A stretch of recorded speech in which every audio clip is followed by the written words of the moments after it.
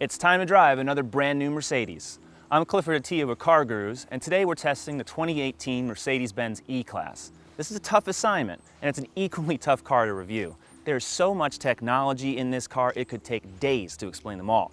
But stick with us. We're about to find out if the new E-Class drives and feels as good as it looks. For 2017, the differences between the E-Class and the previous generation car are dramatic. Visually, the E mimics the smaller C-Class, which mimics the larger S-Class. So now the C, E, and S share a rounded, flowing exterior that Mercedes calls sensual purity. Over the winter, I visited Stuttgart, where Mercedes is based, to ask what that meant. And the designers handed me sketches of skyscrapers, aircraft, boats, and all sorts of futuristic designs that their cars now evoke. Whatever, this car's just pretty. We're testing the 2018 E400 coupe. Before, the E-Class coupe was tight and small because it was actually based on the compact C-Class. This new E-coupe rides on the same chassis as the E-sedan, and it reminds me of a Cadillac Eldorado. The doors are massive. There's a real back seat. It's just big. Right now, the E400 is the only coupe available, but convertible and AMG models will follow. The most popular E-Class, of course, is the sedan, which I drove all week in Stuttgart. There's also AMG versions of that sedan and a wagon. It's easy to tell the E-Class coupe apart from the sedan.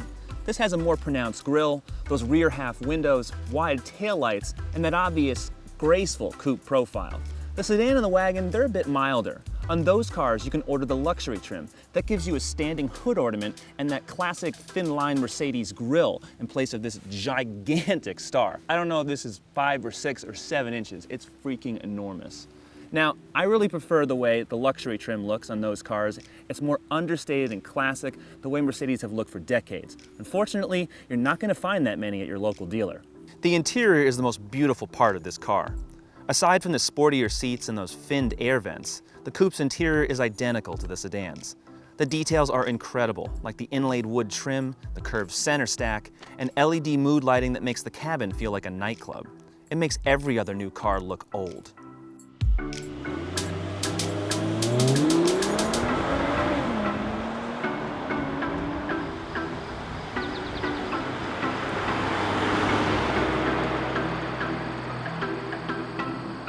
The E300 sedan comes standard with a 2-liter turbo 4-cylinder making 241 horsepower and 273 pound-feet of torque. That replaces the 302 horsepower V6 from last year's E350, and it makes it a slower car by far without much improvement in fuel economy. Still decent to drive, it had no problem doing 100 on the German Autobahn, but for a car this size, it lacks the punch you'd want. The E400 coupe and wagon have a twin-turbo 3-liter V6 with 329 horsepower and 354 pound-feet of torque. And this is the proper engine. Smooth, quiet, and sufficient. It's not fast, but it moves when you selected Sport Plus mode, one of the 5 driving modes. All E-Class models come standard with a 9-speed automatic transmission and rear-wheel drive, except for the wagon and AMG models, which come with 4MATIC all-wheel drive that's optional on other models. Now you can also get an AMG E43 sedan, which comes with a higher-tuned version of our V6 model here at 362 horsepower. Or you can go all the way to the E43 S, which has a 4-liter twin-turbo V8 with 603 horsepower. Tons of choices. Fuel economy for our E400 4MATIC coupe is estimated at 20 miles per gallon city, 26 highway. We've been averaging 22. The E300 4MATIC sedan gets estimates of 21 city, 29 highway. Handling is responsive, and the car stays flat and composed at all times. The ride's never stiff, but if you want a cushier suspension, you can get an optional air suspension on this car as well. And the brakes, well, they're great too. Pedal travel is very minimal even after repeated stops. There's such a steep learning curve with this car. It doesn't matter how obsessed you are with technology. You're going to spend hours just trying to figure out how to dim the lights. There's a central dial that twists, pushes, and rotates. On top of that dial, a touchpad with gesture control, swiping, and 3 more buttons. Over on the steering wheel, a touch-sensitive thumb pad, and another thumb pad over here. Menus, submenus, animations, colors, it's overwhelming. When you do get comfortable, the E-Class offers a lot. Custom gauges, the ability to control the navigation system right from the steering wheel, and really crystal clear displays.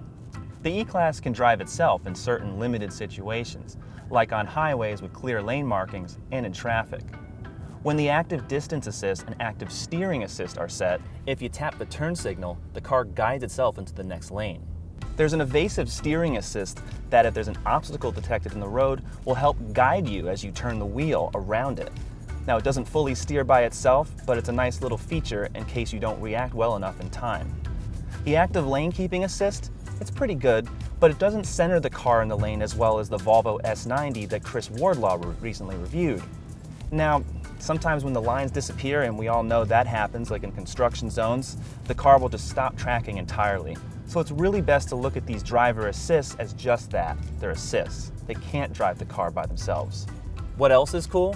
The E-Class coupe hands you the seatbelt with this powered retractor. The LED headlights are sensational, although the auto high beams don't react quickly enough. And the Burmester stereo is flat out spectacular.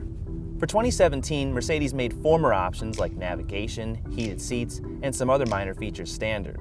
But the E-Class is a crazy expensive car.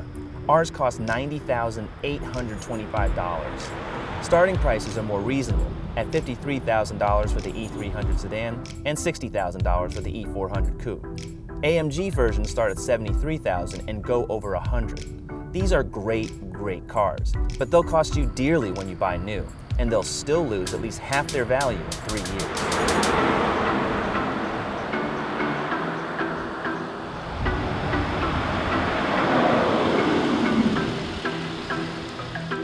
Among midsize luxury cars, the Mercedes-Benz E-Class leads the pack in comfort, style, and technology. Spec it like our car, this red E400 coupe, and you'll have people staring. But all those fancy electronics are very cumbersome, and they're very expensive.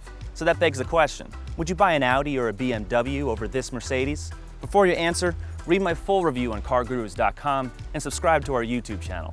Thanks for watching, we'll see you next time.